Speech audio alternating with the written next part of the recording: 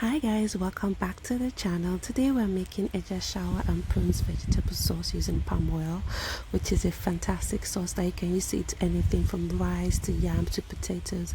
Kindly like my channel and give this video a thumbs up. So let's get down to it. Add some palm oil into a pot. Once heated, add your spices, a bit of curry, some thyme, and allow it to fuse into the oil, making your oil flavorful. Now add your onions and allow it to sweat a bit. Basically, you're having like a very flavorful palm oil. Add your prawns. This prawns was just seasoned with just a bit of black pepper and some salt. Now add a bit of the deboned Eja shawa into it and fry it a bit while releasing the flavors of the smoked fish into the oil. So it is amazing. Now add onions again, and now add your coarsely blended peppers of habanero, bell peppers, and onions. Loads of onions. Give that a good stir.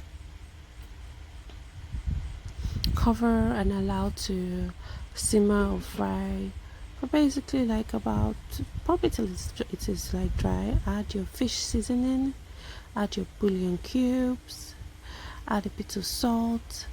Now give that a very good stir. You all know I love stirring sauces. By now your kitchen should be smelling heavenly like. So add your remaining deboned fish, give that a stir. Now to the easy part, add your already fried smoked fish that we did earlier in the beginning. Add your prawns, give that a good stir, just like that, nicely. Now add your washed vegetables. This is a combination of efirin leaf, which is scent leaf, and pumpkin.